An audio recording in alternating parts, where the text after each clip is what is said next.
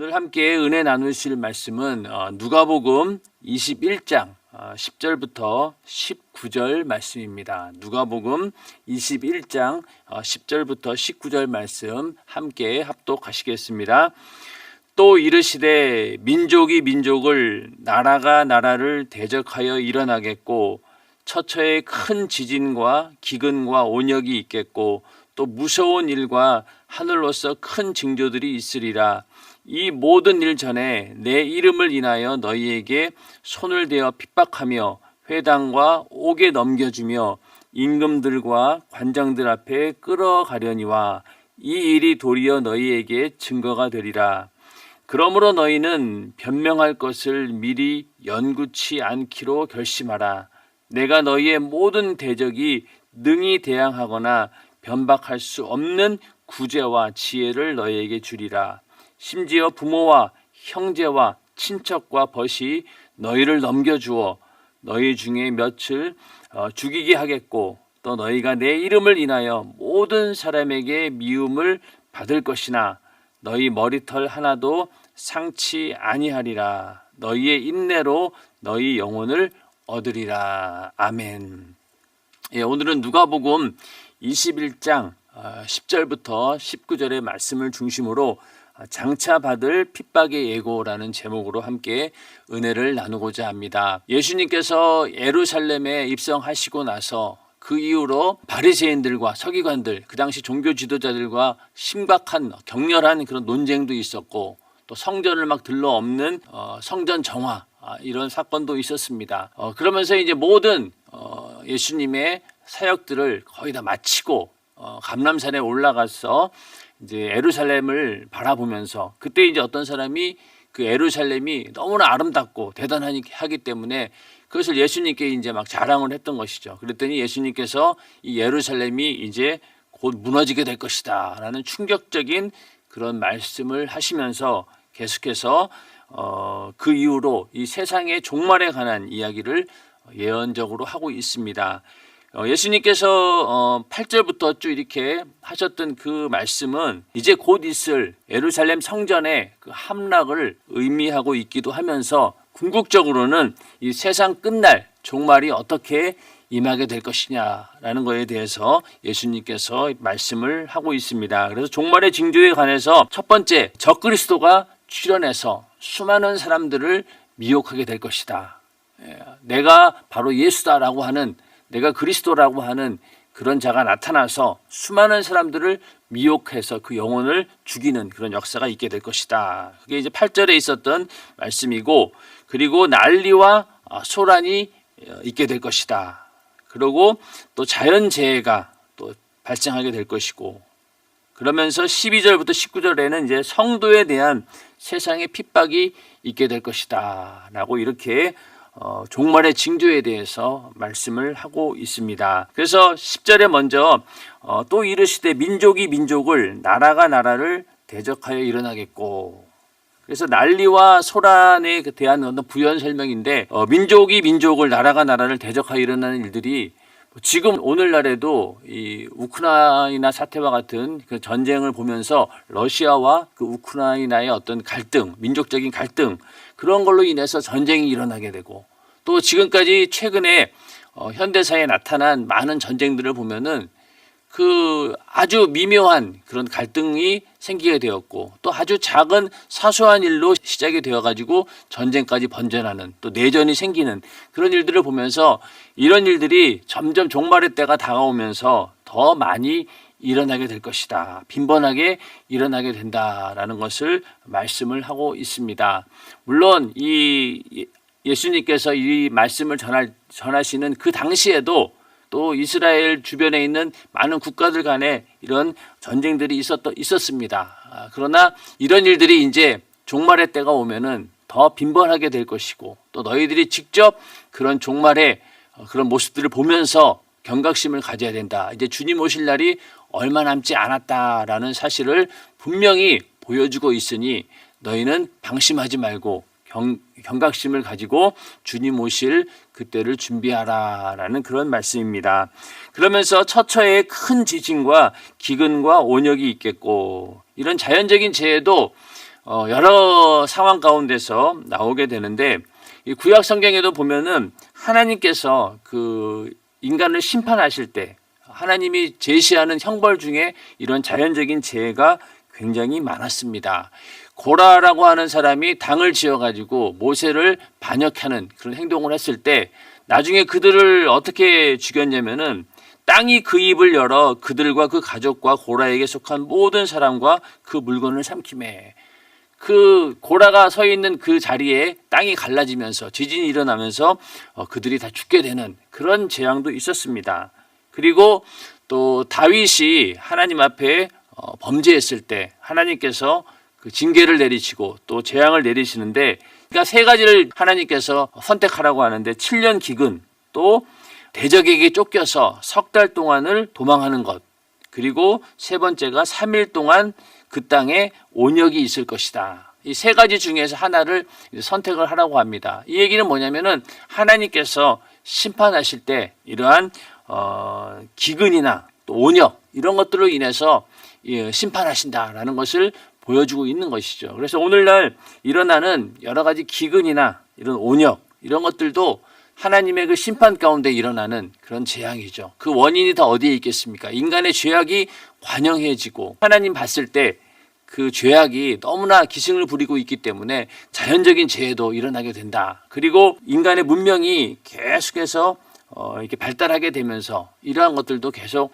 일어나게 된다. 특히 이제 온역 같은 경우는 우리가 뭐 이렇게 직접적으로 이제 체험하지 못해. 왜냐하면 의술이 발달되고 또 우리나라와 같은 경우에는 이런 이제 의료 환경 같은 것들이 굉장히 발달되어 있기 때문에 이런 온역 같은 것을 경험하지는 못했습니다. 저희 세대는 그렇습니다. 옛날에는 뭐 어땠는지 모르겠지만은 저희 세대에는 그렇게 이런 온역 같은 것을 경험한 적은 없어요. 그런데 최근에 이 코로나 바이러스라고 하는 정말로 예상치 못했던 바이러스가 생겨나게 되고 그것으로 인해서 수많은 사람들이 고통을 치르는 것을 보면서 거의 뭐 2년 이제 3년째가 되어 가는데 이런 일들이 바로 이게 이 마지막 때에 이 온역이라고 하는 것이 임하고 있구나.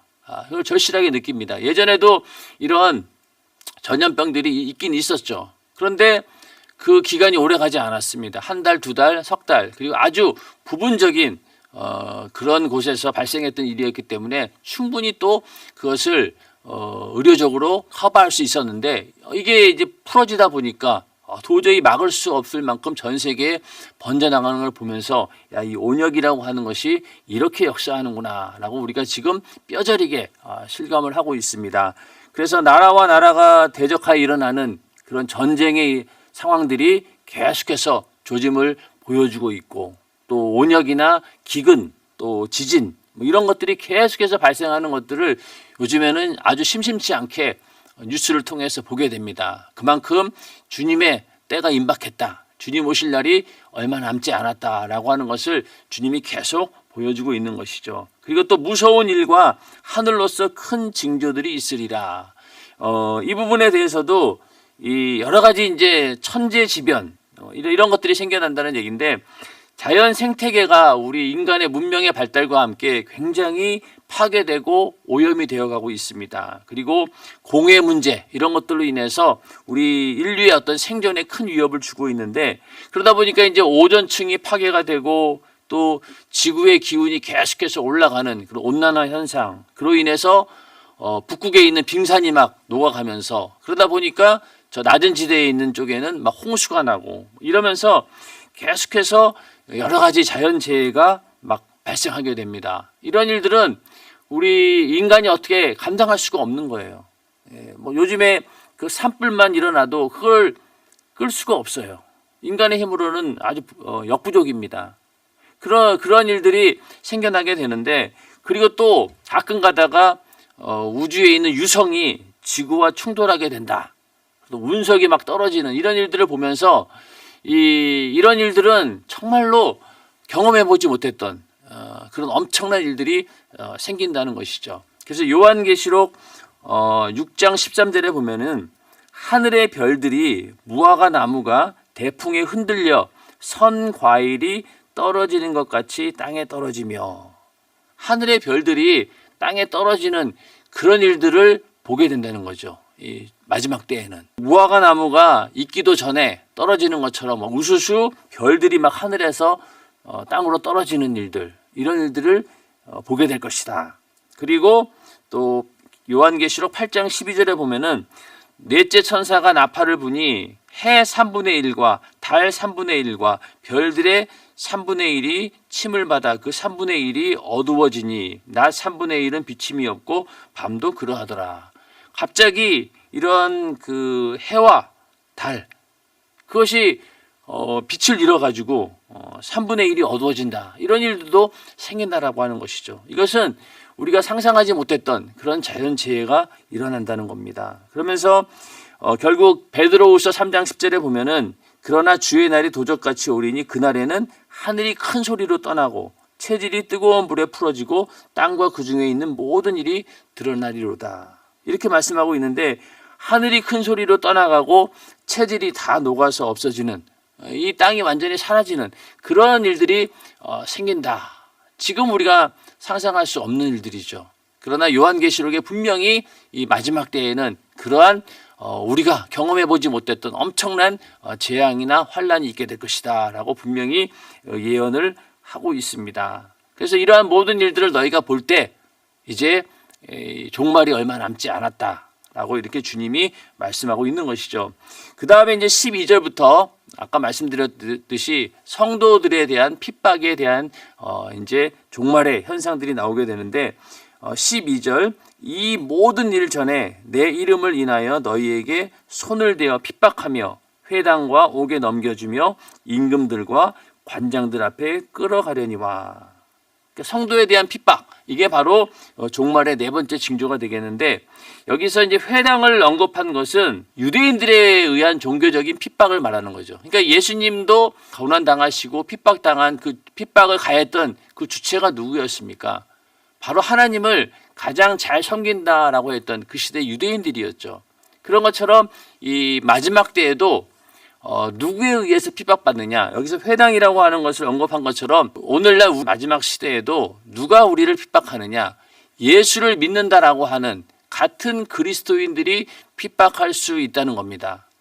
우리도 이 세상을 살면서 이제 사회생활을 하다 보면은 불신자들, 예수를 믿지 않는 사람들은 아예 그냥 우리를 아주 심하게 핍박하든가 아니면 아예 핍박하지 않고 그냥 우호적으로 지내는 경우가 사실 많습니다. 왜냐하면 그들은 관심이 없기 때문에, 뭐 예수를 내가 믿든 말든 어떻게 신앙생활을 하든 간에 자기들에게 피해를 주지 않으면은 절대로 그냥 뭐 터치하지 않아요. 오히려 그냥 뭐 우호적으로 잘해줍니다. 그런데 항상 더 심하게 핍박하는 자들이 누구냐면은 예수를 믿는다라고 하는 사람들, 예수를 믿는다라고 하면서도 나하고는 서로 다른 신앙관을 가진 사람들을 핍박하게 되죠.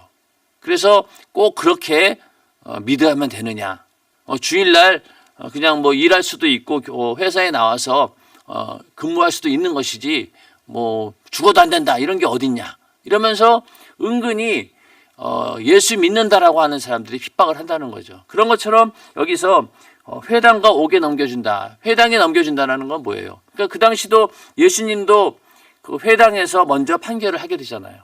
십자가에 처형을 받아야 된다라고, 신성모독죄로. 그런 것처럼 이 마지막 때에도 먼저는 예수 믿는 자들, 같이 예수를 믿고 함께 교회를 다니던 그런 사람들 중에서 핍박을 한다는 얘기입니다. 그래서 회당과 옥에 넘겨주며 그리고 임금들과 관장들 앞에 끌어가려니와. 여기서 임금들과 관장들은요, 세속 권력자에 의한 정치적인 박해, 핍박을 말하는 거죠. 예수님도 처음에는 유대인의 그 법정 같은 거기서 회당에서 판결을 받고 그 다음에 어떻게 되었습니까? 로마 법정으로 끌고 갔죠.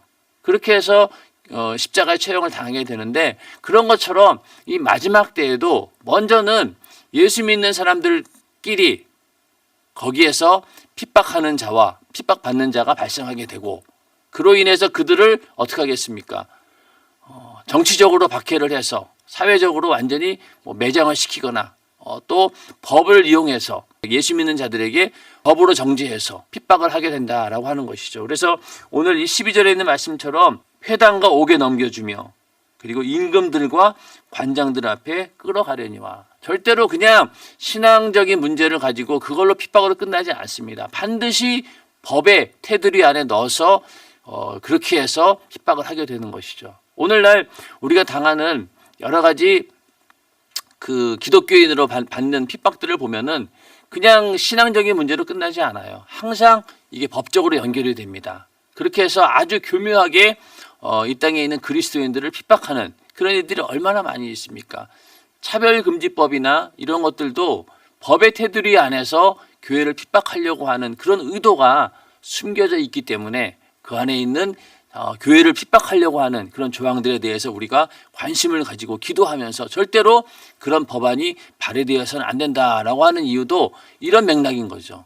그냥 신앙적인 문제로 끝나는 게 아니라 그것을 반드시 세상의 법으로 핍박을 한다.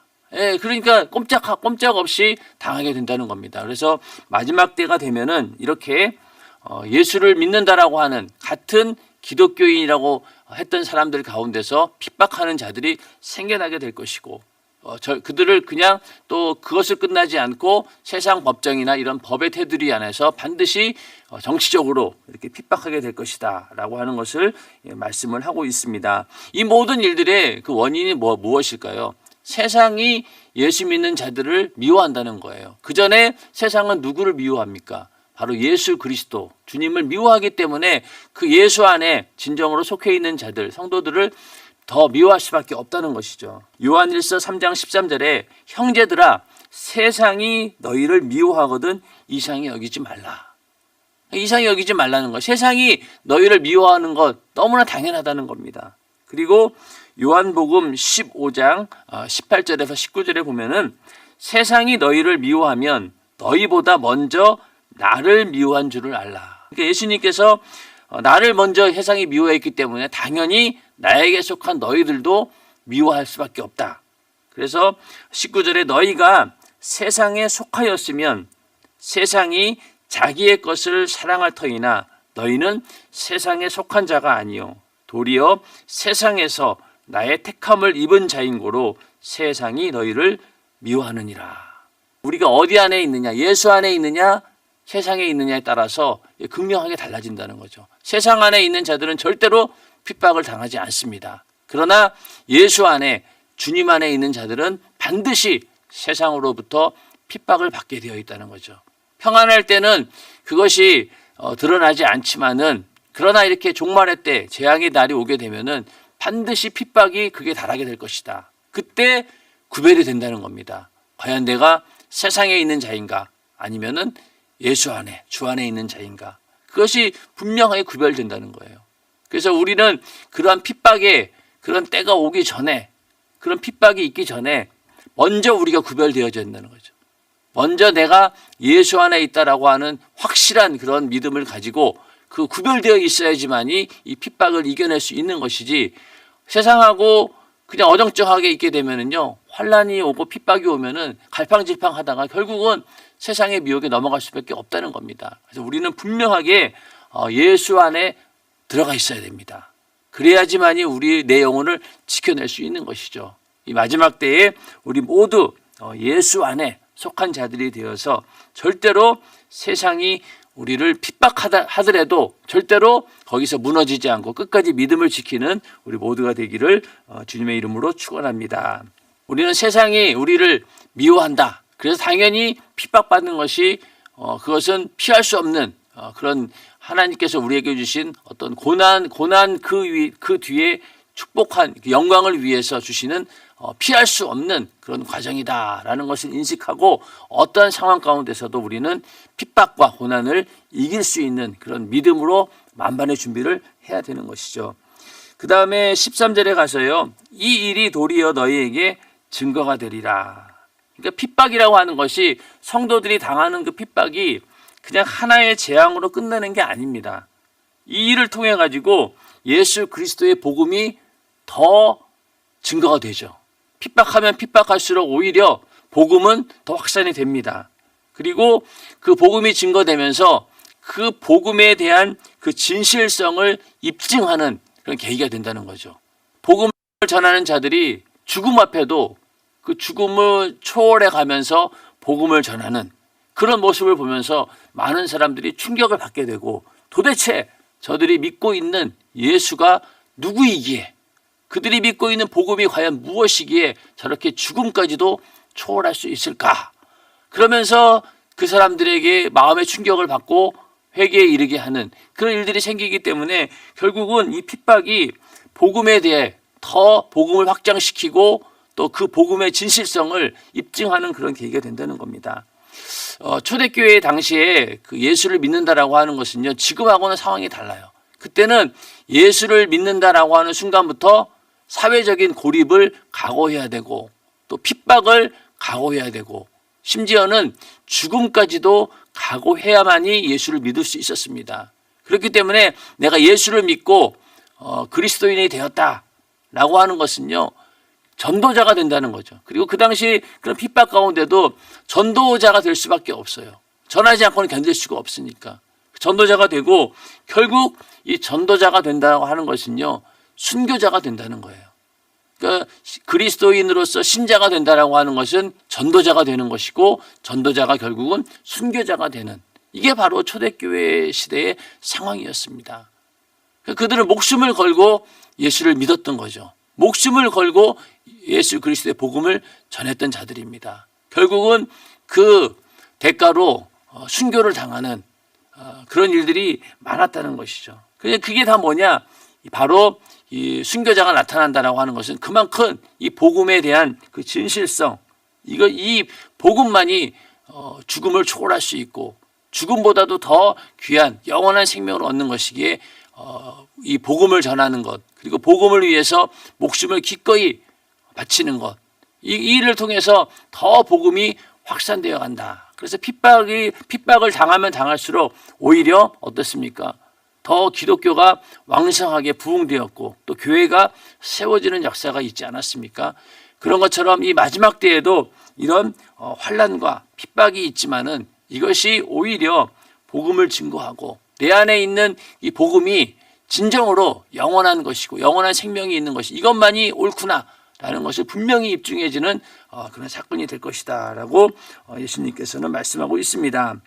14절에 가서 그러므로 너희는 변명할 것을 미리 연구치 않기로 결심하라. 회당이나 또 세상의 재판 가운데 끌려가서 변론할 수 있는 기회가 있겠죠. 그럴 때 무엇을 말할까 미리 연구하지 말라는 겁니다. 왜? 하나님께서 보호해 주시고 지켜주실 것이기 때문에 전적으로 너희는 하나님만 의지해야 된다라고 말씀하고 있는 것이죠. 그래서 15절에 내가 너희의 모든 대적이 능히 대항하거나 반박할 수 없는 구제와 지혜를 너에게 주리라. 변박할 수 없는 구제라고 하는 것은 상황에 따라 적절히 말할 수 있는 능력을 말하는 겁니다. 그래서 이 말주변, 변호할 수 있는 그런 말들을, 그런 능력을 하나님이 주신다는 거예요. 그리고 그런 지혜도 하나님께서 주신다라고 말씀하고 있죠. 하나님께서 모세를 그 이스라엘 백성들을 구원할 인도자로 세우려고 이제 모세에게 얘기를 합니다. 그러니까 모세가 뭐라고 합니까? 나는 본래 말에 능치 못한 자라. 나는 입이 뻣뻣하고 혀가 둔한 자다. 이러면서 나는 도저히 그 애굽에 있는 이스라엘을 구원하기 위해서는 그 바로 왕을 설득해야 되고 그래야 되는데 그런 일들을 할 수가 없다. 나는 말주변도 없고 입이 뻣뻣하고 혀가 둔한 자이기 때문에 이렇게 얘기를 하니까 하나님께서 뭐라고 하냐면은 여호와께서 그에게 이르시되 누가 사람의 입을 지었느냐? 누가 벙어리나 귀머거리나 눈 밝은 자나 소경이 되게 하였느냐? 나 여호와가 아니냐? 이제 가라. 내가 내 입과 함께 있어서 할 말을 가르치리라. 그러면서 가라는 거예요. 내가 내 입과 함께 있어서 할 말을 가르친다. 자, 그 다음에 이 마태복음 10장에도 보면은요, 어떤 얘기가 나오냐면은 이 모든, 그러니까 이 대적 앞에서 능히 대항하고 변박할 수 있는 구제와 그런 지혜를 누가 주시느냐? 바로 성령께서 주신다는 거예요. 그래서 마태복음 10장 19절 20절에 보면은 너희를 넘겨줄 때에 어떻게 또는 무엇을 말할까 염려치 말라. 그때에 무슨 말할 것을 주시리니 말하는 이는 너희가 아니라 너희 속에서 말씀하시는 자, 곧 너희 아버지의 성령이시니라. 좀 더 분명하게 말씀하고 있죠. 말하는 일은 너희가 아니라는 거예요. 너희 속에서 말씀하시는 자, 곧 너희 아버지의 성령이시니라. 성령께서 할 말을 일러주시고 성령께서 그 상황을 대처할 수 있는 지혜를 주신다는 겁니다. 또 마가복음 13장 11절에도 사람들이 너희를 끌어다가 넘겨줄 때에 무슨 말을 할까 미리 염려치 말고 무엇이든지 그 시에 너희에게 주시는 그 말을 하라. 말하는 일은 너희가 아니요 성령이시니라. 성령께서 역사하신다는 겁니다. 그래서 우리가 담임 목사님의 설교를 통해서 들어보면은 순교의 상황 가운데서 그 죽음을 초월할 수 있고 그 죽음의 위협과 두려움을 이길 수 있는 방법은 성령께서 함께 하시면 되는 겁니다. 그러나 성령이 함께 하지 않고는 절대로 그 두려움을 이겨낼 길이 없고 그 죽음을 초월할 수 있는 방법이 없는 거죠. 그러나 성령께서 함께 하신다는 거예요. 담대하게 복음을 전하다가 순교를 당한다라고 하는 그런 얘기죠. 여기서 변박할 수 있는 구제와 지혜를 준다라고 하는 것은요, 물론 그렇게 해서 그 상황을 빠져나갈 수 있는 기회도 줄 수 있겠죠. 또 다른 곳에 가서 복음을 전하기 위해서. 그러나 어떤 경우에는 변박하고 또 그들을 막 설득하다가 그 자리에서 그냥 순교를 당하는 그런 일도 있을 겁니다. 사도 바울이 그런 삶을 살았죠. 자기의 죽음을 쥐고 있는 그 왕 앞에 가서도 담대하게 그 왕에게 복음을 전하면서 그를 설득하지 않았습니까? 그런 것처럼 이 마지막 때에도 성령께서 역사하시면은 그 자리에서 우리는 복음을 전하면서 그러면서 순교를 당할지라도 담대하게 복음을 전할 수 있는 그 능력이 우리에게 있게 되는데 그게 어디에서 오느냐? 바로 성령께서 우리에게 일러주시는 그 말씀을 우리에게 주신다는 거예요. 그래서 너희는 그런 상황들을 이겨낼 수 있다라고 하는 것이죠. 그 다음에 16절에 가서 심지어 부모와 형제와 친척과 벗이 너희를 넘겨주어 너희 중에 몇을 죽이게 하겠고. 여기 보면은 이제 부모, 형제, 친척, 거기다가 벗, 친구까지. 그러니까 세상의 모든 인간관계가 이 핍박의 환란의 때가 오면은 마지막 때가 오면은 다 무너진다는 거죠. 내가 과연 예수 안에 있느냐, 세상 안에 있느냐. 그 차이로 인해 가지고 세상 안에 있는 부모, 형제, 친척, 또 친구들, 그들이 우리를 죽는 일에 내어놓는다라고 하는 것이죠. 그래서 예수님께서도 너희가 내 제자가 되기 위해서는 부모와 처자와 형제와 자매와 및 자기 목숨까지 미워하지 아니하면 능히 나의 제자가 되지 못한다라고 말씀하셨어요. 그 말씀 속에는 바로 이러한 상황이 왔을 때 그러한 모든 인간관계를 초월할 수 있는 능력, 그것이 있어야지만이 너희가 이 핍박과 환난을 이겨낼 수 있다라고 하는 것이죠. 또 17절에 가서요, 너희가 내 이름을 인하여 모든 사람에게 미움을 받을 것이나. 내 이름을 인하여라고 하는 것은 예수를 믿는다는 이유 하나, 그리스도인이라고 하는 이유만으로 핍박을 받게 된다라고 하는 것이죠. 내 이름을 인하여 모든 사람에게 미움을 받을 것이나. 그러니까 아까 부모, 형제, 친척, 벗, 그 외의 모든 사람들로부터 우리는 미움을 당하게 된다라고 하는 것이죠. 18절에요. 너희 머리털 하나도 상치 아니하리라. 그렇게 모든 사람에게 미움을 받게 되겠지만은 그러나 너희 머리털 하나도 상하지 않는다는 겁니다. 그런데 이 말씀은 머리털 하나도 상하지 않는다라고 하면은 죽는 사람도 없어야 되는 거죠. 순교자도 없어야 되는 거죠. 그래서 이거는 누구든지 나를 위하여 목숨을 버리는 자는 영원한 생명을 얻는다는 거예요. 예수님께서 나는 부활이요 생명이니 살아서 나를 믿는 자는 영원히 죽지 않고 죽어도 산다라고 했죠. 그러니까 우리 예수 믿는 사람들은 죽어도 살고 살아서 믿는 자는 영원히 죽지 않는다. 이 말 들어보면은 야 그럼 사람이 육신을 입고 살다가 죽지 않나? 영원히 육신으로 사나? 그게 아니라는 거죠. 이 육신의 죽음은 하나의 과정에 불과한 거예요. 궁극적으로 우리는 내 영혼이 사는 것, 이것이 우리의 소망입니다. 그러므로 우리의 죽음은 육신의 죽음으로 끝나는 게 아니라 그 너머에 영원한 생명이 있다는 거죠. 그래서 너희 머리털 하나도 상치 아니한다라고 하는 것은 내 육신은 죽임을 당할 수 있고 고난을 당하고 핍박당할 수 있지만 그러나 내 그 안에 있는 영혼은 절대로 건드리지 못한다. 내가 주님으로부터 받은 그 구원의 역사는 절대로 죽음이라 할지라도 그것을 무산시킬 수 없다라는 그런 얘기죠. 그리고 내 안에 있는 하늘의 보화, 하늘의 상급, 면류관 이런 것들은 절대로 아무도 건드리지 못한다라는 것이죠. 그래서 우리가 죽음 이후에 썩어질 육체가 죽음 이후에 다시 부활하는 일으킴을 받게 될 것이고 또 마지막 날에 주님처럼 영화로운 그 육신을 입게 되는 그런 부활의 영광이 우리에게 있기 때문에 너희 머리털 하나도 상치 아니하리라 라는 말씀 가운데는 그러한 영원한 생명, 그 부활을 의미하고 있는 것이죠. 그러면서 19절에 가서 너희의 인내로 너희 영혼을 얻으리라. 여기서 얻으리라고 하는 말은 보존하다, 지킨다라고 하는 것이죠. 그러니까 결국은 영원한 생명을 보존한다는 겁니다. 성도에게 주어진 이런 환난과 핍박 이것을 참고 인내하면은 결국 영원한 생명을 보존한다라는 그런 말씀입니다.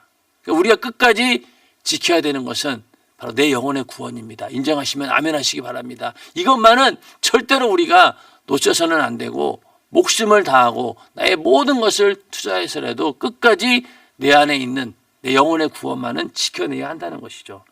마태복음 24장 13절에는 끝까지 견디는 자는 구원을 얻으리라. 같은 말씀이죠.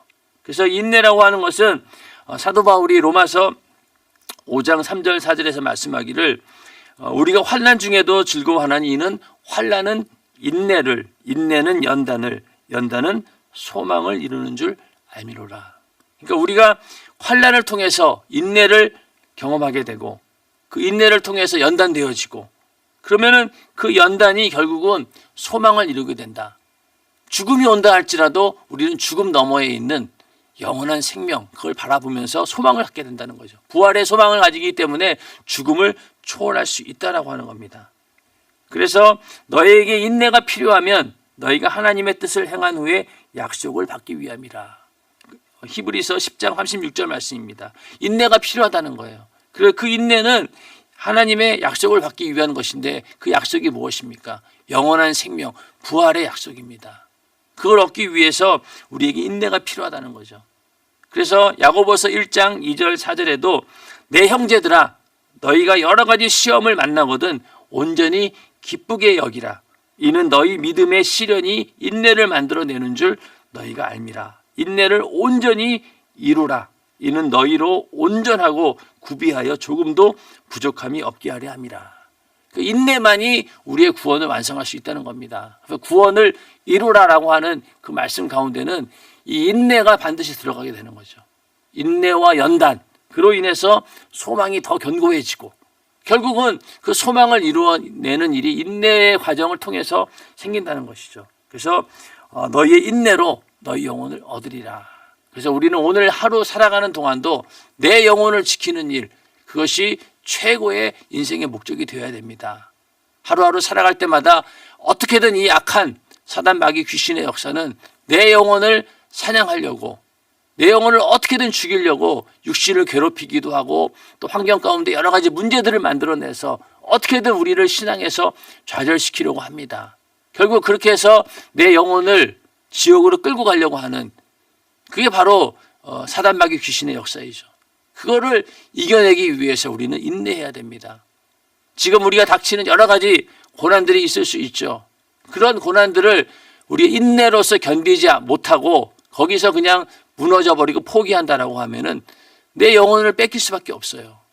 그래서 우리는 어떠한 고난이 온다 할지라도 죽음의 위협이라고 하는 그 고난이 온다 할지라도 우리는 내 영혼만은 절대적으로 보전을 받아야 됩니다. 그걸 지켜주시는 분이 누구세요? 바로 하나님이시고 내 안에 계신 성령만이 내 믿음을 끝까지 인내함으로 지킬 수 있는 것이죠. 그러기 위해서 우리는 끝까지 기도해야 됩니다. 기도해야지만이 성령 충만함을 유지할 수 있고 그 성령이 계셔야지만이 우리는 환난의 때, 핍박의 때를 이겨낼 수 있는 것이고 오늘날 우리에게 닥치는 수많은 영육 간의 문제들을 이길 수 있는 힘도 바로 내 안에 계신 성령께서 함께해 주셔야지만이 가능한 일입니다. 우리는 막연하게 하나님이 나와 함께 하신다라고 얘기를 많이 하잖아요. 그러나 과연 하나님이 우리와 어떻게 함께 하고 계시느냐, 하나님과 함께하기 위해서 우리가 뭘 해야 되느냐, 기도해서 성령 충만함을 이루어야 된다. 그게 바로 하나님과 함께하는 일이죠. 근데 오늘날 많은 사람들이 하나님과 함께하는 것은 굉장히 바라고 또 원하고 그것을 굉장히 좋은 것으로 여기지만은 막상 하나님과 함께하기 위한 일들은 하지 않는다는 겁니다. 막연하다는 거예요. 그냥 추상적이고 내가 좋을 때만 하나님은 함께 하시는 거고, 내가 그냥 육신에 젖어가지고 살 때는 다 잊어버리고 있으면서도. 그러나 하나님과 함께하기 위해서 우리는 기도해서 성령 충만함을 계속 유지해야지만이 하나님과 함께할 수 있습니다. 그래서 아까 그 환난과 핍박의 상황 가운데서 하나님께서 우리를 지켜주시는 것, 그 악한 대적들을 대적하고 변박할 수 있는 구제와 지혜를 주는데, 그때 누가 함께하기 때문에, 성령께서 함께 하시기 때문에 그 모든 핍박들을 이겨낼 수 있다는 겁니다. 오늘날 우리에게 주어지는 수많은 인생의 영육간의 문제들, 그 가운데서 끝까지 인내함으로 우리는 이겨내고, 또 마지막 때에 우리에게 정말로 상상하지 못하는 그런 핍박, 주변에 있는 모든 가족들, 모든 사람들이 나를 미워하고 핍박하는 자리에 내어놓는다 할지라도 그때 이길 수 있는 방법은 오직 성령과 함께하는, 그래서 인내함으로 내 영혼을 끝까지 지켜내는 것, 이것만이 살 길입니다. 절대로 이 세상 어떤 것으로도 그리스도 안에 있는 우리의 사랑을 끊을 수 없습니다. 이 세상의 어느 것도 그 사랑을 끊을 수 없다는 거죠. 끝까지 우리는 그 사랑을 붙들기 위해서는 내 안에 계신 성령께서 나와 함께 해 주셔야 됩니다. 오늘 하루도 성령과 함께하는 한 날이 되어서 어떤 상황 가운데서도 좌절하고 실망하고 낭망하지 않고 끝까지 주님과 성령과 함께함으로 승리하는 우리 모두가 되기를 예수님의 이름으로 축원합니다. 기도하겠습니다.